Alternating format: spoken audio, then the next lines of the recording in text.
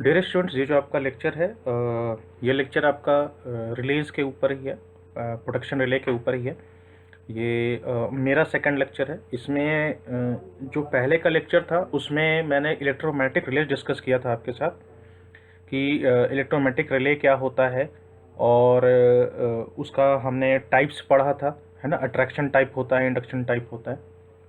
इस वाले में मैं डिस्कस करूँगा स्टैटिक रिले के बारे में और माइक्रो प्रोसेसर बेस्ड रिले के बारे में, और सी टी पी टी के बारे में डिस्कस करूँगा। Actually C T P T जो आपका है वो प्रोटेक्शन ट्रांसफार्मर जो आपका दिया हुआ है, मतलब कि उस टॉपिक का मतलब ये है कि कौन कौन सा ट्रांसफार्मर हम यूज़ करते हैं for the purpose of production, है ना। तो उसके ऊपर है ये, ठीक है। सबसे पहली बार बात करते हैं कि स्टैटिक रिले को हम स्टैटिक नाम क्यों दिया गया है।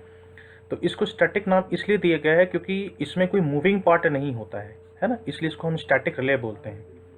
और ऐसा रिले, ठीक है, अब ऐसा कोई ज़रूरी नहीं है कि स्टैटिक रिले में जो है आपका इलेक्ट्रोमैग्नेटिक पार्ट नहीं हो सकता है। स्टैटिक रिले में इलेक्ट्रोमैग्नेटिक पार्ट भी हो सकता है, ठीक है। लेकिन जो आपका क्या कहते हैं कैलकुलेशन का पार्ट है और आपका एम्प्लीफिकेशन का पार्ट, ये सारा पार्ट आपका स्टैटिक पार्ट करेगा, और जो इलेक्ट्रोमैग्नेटिक पार्ट है वो आपका स्विचिंग ऑपरेशन के लिए यूज़ करेगा, ठीक है। तो the relay which consist static and electromagnetic relay is also called static relay because the static units obtain the response and the electromagnetic relay is the use for switching operation. मतलब जो चीज़ों को sense करना, उसको convert करना, उसको आगे फिर सेंड करना, रेक्टिफाई करना, ये सारा काम आपका स्टैटिक वाला पार्ट करेगा। और उसके बाद जो सिग्नल जाएगा फिर इलेक्ट्रोमैग्नेटिक पार्ट जो है वो काम यहाँ ऑपरेट करेगा। तो स्टैटिक रिले एक अकेला भी हो सकता है और in combination with the electromagnetic relay भी हम यूज कर सकते हैं। अब स्टैटिक रिले का अगर आप डायग्राम देखिएगा तो देखिए क्या है यहाँ पे, जो भी सी टी या पी टी से कोई भी इनपुट यहाँ पे आ रहा है तो ये आ रहा है आपका ए सी क्वान्टिटी। अब इस ए सी क्वान्टिटी को ये रेक्टिफाई करके डी सी में भेजेगा, ठीक है, डीसी में कन्वर्ट कर देगा। अब ये डीसी की जो वैल्यू है वो रिले मेजरिंग सर्किट में जाएगा। बेसिकली रिले मेजरिंग सर्किट में क्या होता है, आपका कंपैरेटर होता है आपका, और इसमें जो हम क्या करते हैं, जो वैल्यू है आपका, है ना, तो उसके कंपैरिजन में जो भी आपका सिग्नल है वो कंपेयर होता है आपका, ठीक है। देखिए ये पॉइंट मैंने आपको बता दिया कि गिवन टू द रेक्टिफायर, और एसी जो है वो डीसी में कन्वर्ट होता है, और उसके बाद इसमें कंपैरेटर है, लेवल डिटेक्टर है और लॉजिक सर्किट है। कंपैरेटर क्या काम करता है, एक सेट वैल्यू के साथ कंपेयर करता है, और लेवल डिटेक्टर जो है उस एक पर्टिकुलर लेवल जब आप सेट करते हो तो वो उस लेवल को चेक करके उसके इन अकॉर्डेंस में सिग्नल जनरेट करता है। और लॉजिक सर्किट होता है आपका एंड और नॉट, ये सब आपका लॉजिक सर्किट होता है वहाँ पे।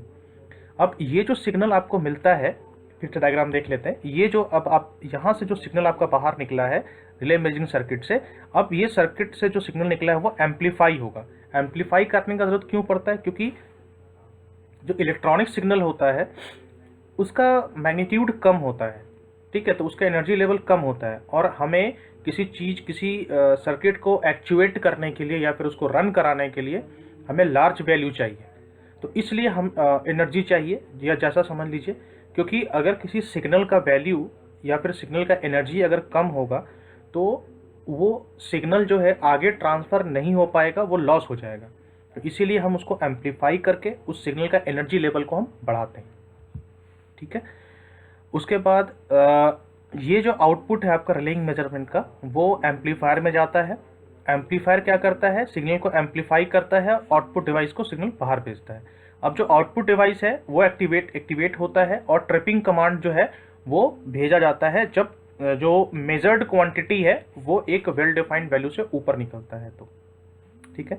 The static relay only gives response to the electric signal. The other physical quantities like heat, temperature, etc. is first converted into analog and digital electric signal and then act as an input for the relay. इसका क्या मतलब है, यहाँ तो आपको समझ में आ गया होगा पूरा की फंक्शनलिटी क्या है। मैं एक बार फिर से इसको समराइज कर देता हूँ। कोई भी यहाँ से एसी क्वांटिटी है वो सी टी पी टी के थ्रू जो है, सी टी होगा या पी टी होगा, उसके थ्रू रेक्टिफायर में आएगा। रेक्टिफायर में आएगा तो रेक्टिफायर में क्या होगा, आपका जो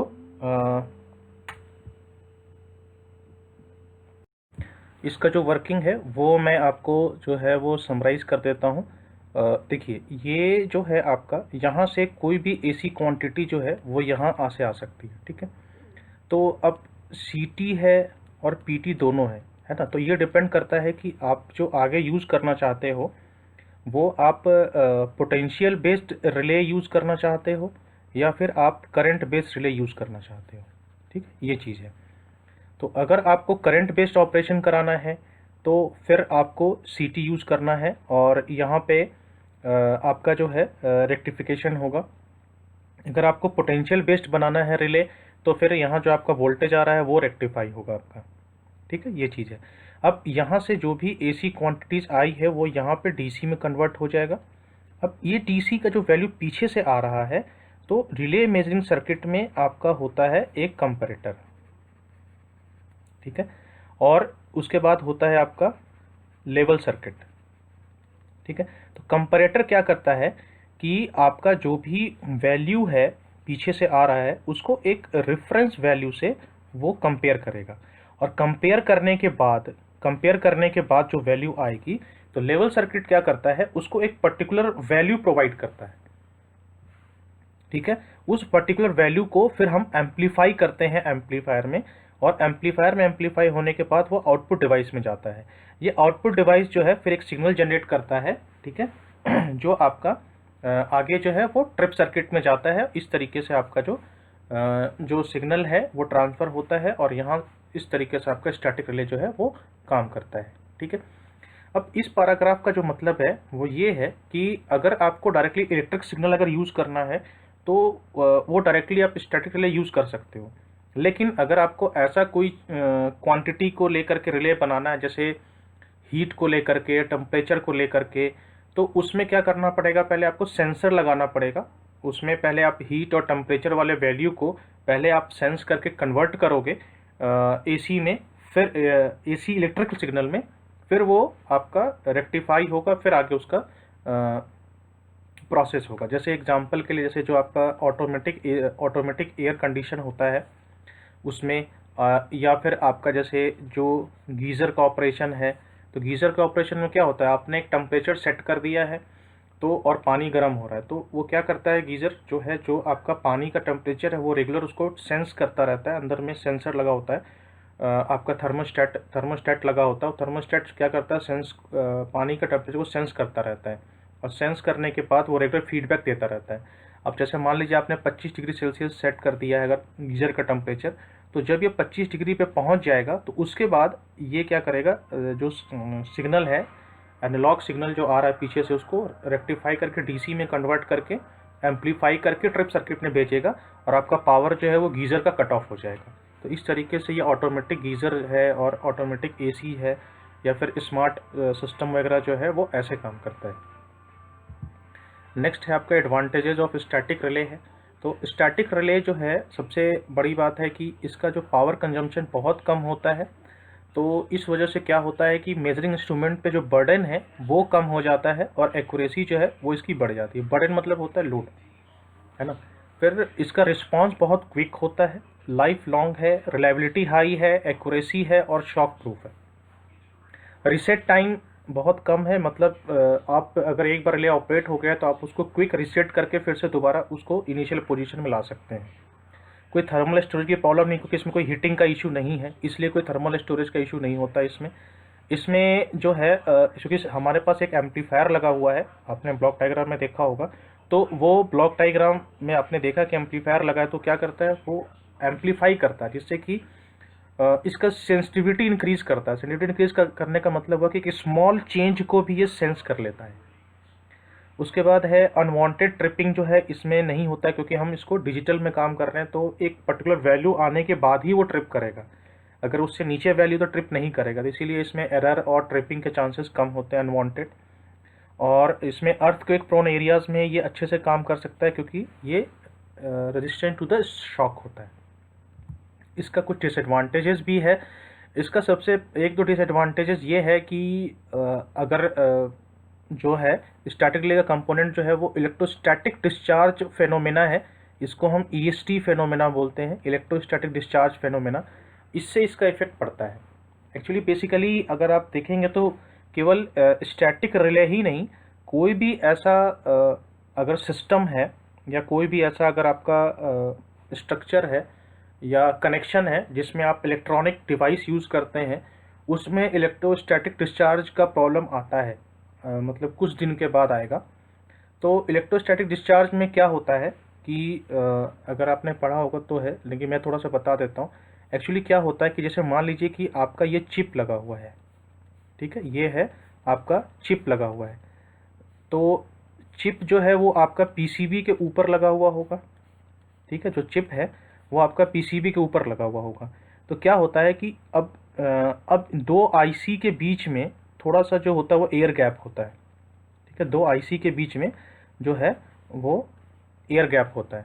तो क्या होता है कि जब आप कॉन्टिन्यूस ऑपरेशन करते हैं तो जो आपका सरफेस ऑफ आईसी है ना, वो क्या होता है, गर्म होना शुरू हो जाता है। वो गर्म होने की वजह से क्या होता है कि यहाँ जो एयर पार्टिकल प्रेजेंट है इन दोनों के गैप में, ये आयोनाइज हो जाता है।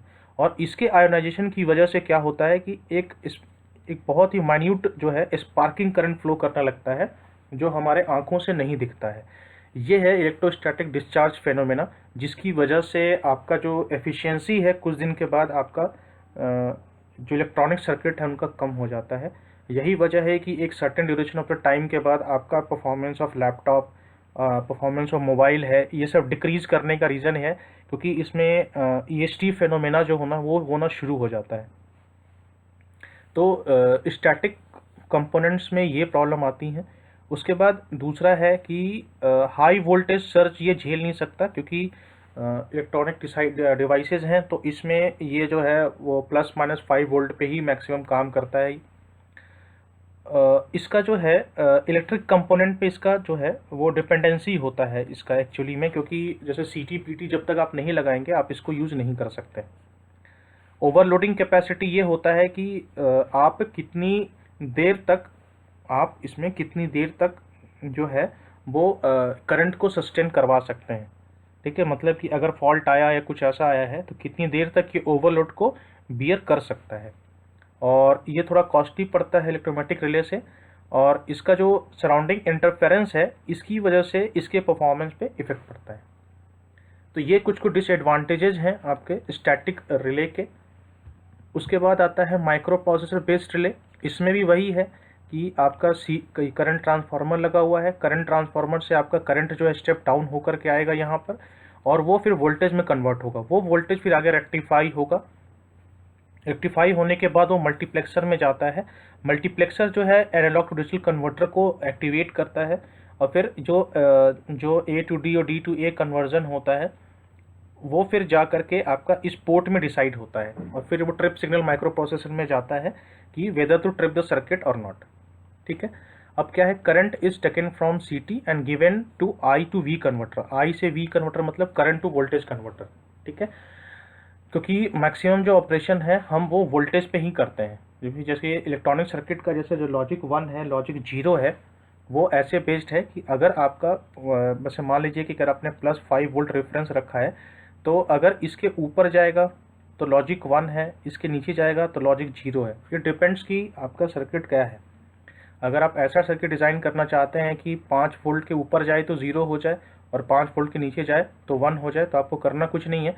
ये जो सर्किट आप बनाओगे इसके आगे आपको एक जो है नॉट गेट लगा देना है, जो आपका ठीक उल्टा काम करेगा। या फिर आप इस सर्किट को बना करके, है ना, इस सर्किट को बना करके इसके आगे आप एक नॉट गेट लगा दीजिए, तो ठीक इसका उल्टा आउटपुट आना शुरू हो जाएगा। तो ये इस तरीके से, तो ये मेनली जो है वोल्टेज लेवल पे काम करता है। अब एसी वोल्टेज जो है वो डीसी में कन्वर्ट होता है, रेक्टिफायर को यूज़ करके हम करते हैं, और this DC voltage is proportional to load current. अब जितना भी आपका लोड करंट पीछे से आ रहा है, आपने उसी करंट को वोल्टेज में कन्वर्ट किया है, और वही वोल्टेज जो है एसी वोल्टेज जो है डीसी में कन्वर्ट हुआ है, तो वो वोल्टेज जो है प्रोपोर्शनल होगा कि लोड करंट कितना पीछे से आ रहा है। फिर आउटपुट जो है वो हम रेक्टिफायर को देते हैं। रेक्टिफायर का आउटपुट जो है वो मल्टीप्लेक्सर में जाता है। मल्टीप्लेक्सर जो है ए टू डी कन्वर्टर को आउटपुट देता है, जहाँ पे आपका एनालॉग फॉर्म ऑफ जो पीछे से वैल्यू आ रही है वो 0 से 1 फॉर्म में कन्वर्ट हो जाती है, ठीक है। अब माइक्रो प्रोसेसर जो है वो 0 और 1 कोड को समझता है, तो इसमें जो है आपका ए टू डी कन्वर्टर जो है वो कन्वर्जन शुरू कर देता है, अपना जो भी वैल्यू है उसको डिजिटल में कन्वर्ट करता है। अब जब आपका ए टू डी कन्वर्टर जो है वो अपना काम ख़त्म कर लेता है, तो जो ए टू डी कन्वर्टर है वो एंड ऑफ कन्वर्जन सिग्नल जो है वो भेज देता है माइक्रो प्रोसेसर को। अब उसके बाद जो ए टू डी कन्वर्टर में आपका जो भी कंपैरेटर लगा हुआ है, तो डिजिटल वैल्यू जो कन्वर्ट होकर पीछे से आया है वो कंपेयर होगा, और वो जो सेट वैल्यू है आपका रेफरेंस वैल्यू के साथ कंपेयर करेगा। तो अगर इनकमिंग वैल्यू अगर ज़्यादा है इन कंपेरिजन टू आपका रेफरेंस वैल्यू, तो ट्रिप सिग्नल को वो एक्टिवेट करेगा और फिर सर्किट ब्रेकर को वो सिग्नल चला जाएगा। तो इस तरीके से ये माइक्रो प्रोसेसर बेस्ड रिले जो है वो काम करता है। इसके बाद जो है आपके एडवांटेजेस क्या है, ये बहुत एफिशिएंट है, रिलायबल है, एक्यूरेसी बहुत ज़्यादा होती है, ऑपरेशन बहुत फास्ट है, ये प्रोग्रामेबल इन नेचर है, इसको आप प्रोग्राम कर सकते हैं, जैसा कि मैंने आपको बताया लॉजिक से आप प्रोग्राम कर सकते हैं। इसको जो है unit can perform retransmission of several system. एक यूनिट को यूज़ करके आप डिफरेंट सिस्टम को इंटरकनेक्ट कर सकते हैं, और इसीलिए इकोनॉमिकल भी होता है लार्ज सिस्टम के लिए। और ये सेंट्रली कोऑर्डिनेट बैकअप प्रोटेक्शन होता है, मतलब कि एक सेंट्रल आप बना करके डिफरेंट बैकअप प्रोटेक्शन को इससे आप कंट्रोल कर सकते हैं। ये कुछ कंपैरिजन चार्ट्स हैं, ये आपके एग्जामिनेशन पॉइंट ऑफ व्यू से कि कौन सा रिले जो है वो किस मामले में किससे अच्छा है, उसमें हम क्या यूज़ करते हैं। तो this thing you can refer for the examination point of view. इसके बाद आता है आपका इंस्ट्रूमेंट ट्रांसफार्मर, जबकि जो प्रोटेक्शन ट्रांसफार्मर वगैरह है वो उसमें हम यूज़ करते हैं ये चीज़। तो इंस्ट्रूमेंट ट्रांसफार्मर का जो मेन काम ये होता है कि जो भी आपका वैल्यू पीछे से आ रहा है, या वोल्टेज है या करंट है, उसको एक मेजरिंग वैल्यू पर जा कर के छोड़ देना। ठीक है, जैसे अगर आप जैसे मान लीजिए कि अगर आपको 400 केवी का जो वोल्टेज है, अगर आपको ये चेक करना है कि आपके सिस्टम में 400 केवी का वोल्टेज आ रहा है कि नहीं आ रहा है, तो इस चीज़ को चेक करने के लिए हम क्या करते हैं, इंस्ट्रूमेंट ट्रांसफार्मर का हम यूज़ कर सकते हैं, और इसके आगे हम वोल्टमीटर लगा सकते हैं। क्योंकि 400 केवी का वोल्टेज को मेजर करने के लिए आपको 400 केवी का वोल्टमीटर जो है अवेलेबल नहीं है। ठीक है, तो उसी तरीके से अगर मान लीजिए अगर आपके पास 100 एम्पियर का करंट है और आप इसको मेजर करना चाहते हैं, तो 100 एम्पियर का अगर आप मीटर लगाएंगे तो ये रिस्की भी है, और ये डेंजरस भी हो जाता है और कॉस्टली भी पड़ता है। तो फिर हम क्या करते हैं कि इस करंट को हम स्टेप डाउन कर देते हैं। ठीक है, तो उसके बाद आगे हम इसको यूज़ कर सकते हैं एमीटर के साथ जोड़ करके। तो इंस्ट्रूमेंट ट्रांसफार्मर का मेन काम है कि जो भी वैल्यू या क्वांटिटी पीछे से आ रही है उसको एक मेजरिंग वैल्यू में कन्वर्ट करना। ठीक है, मेजरेबल वैल्यू में कन्वर्ट करना जो आप मेजर कर सकते हैं। ठीक है, तो इसमें जो आपका है वोल्टेज, करंट, पावर, एनर्जी, ठीक है, पावर फैक्टर, फ्रीक्वेंसी, सारा कुछ आप मेजर कर सकते हैं बाय यूजिंग इंस्ट्रूमेंट ट्रांसफार्मर। इसको हम रिले में भी हम यूज़ करते हैं, और इसमें देखिए लिखा है it is use to step down the voltage and the current. ठीक है, अब है इंस्ट्रूमेंट ट्रांसफार्मर दो तरह का है, सीटी है और पीटी है। सीटी पीटी के बारे में हम देख लेते हैं। करंट ट्रांसफार्मर जो है आपका, करंट ट्रांसफार्मर वो इंस्ट्रूमेंट ट्रांसफार्मर है जो आपका करंट को स्टेप डाउन करता है। ठीक है, और एक कन्वीनियंट वे प्रोवाइड करता है जिससे कि आप जो भी करंट है उसको आप कन्वीनियंटली मेजर कर सकें, और उसको आप आगे जो भी ऑपरेशन है उसके में आप उसको यूज़ कर सकें। ठीक है, तो बेसिकली करंट ट्रांसफार्मर में क्या होता है कि जो प्राइमरी वाइंडिंग होता है उसमें केवल एक ही टर्न होता है।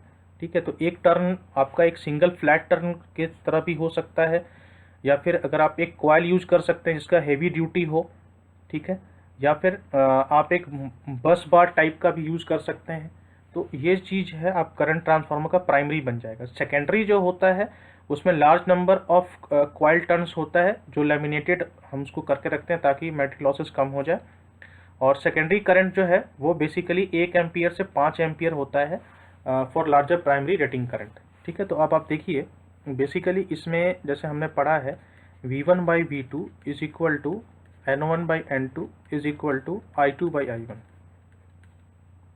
ठीक है, अब इस केस में अगर हम ले लें N1/N2 is equal to I2/I1 अगर हम ले लें, तो अब एक चीज़ देखिए, अगर आपका N1 is less than N2 है, ठीक है, अगर आपका N1 is less than N2 है तो उस केस में आपका जो है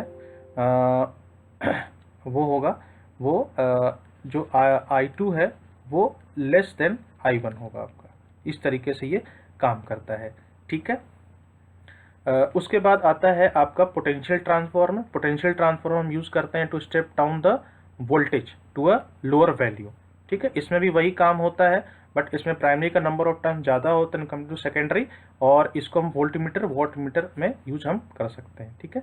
तो ये था आपका जो था लेक्चर जिसमें हमने पढ़ा कि पोटेंशियल ट्रांसफार्मर क्या है, करंट ट्रांसफार्मर क्या है, और स्टैटिक रिले क्या है, माइक्रो प्रोसेसर रिले क्या है। सो अगर कोई डाउट हो तो you can ask, and thank you so much for watching this video.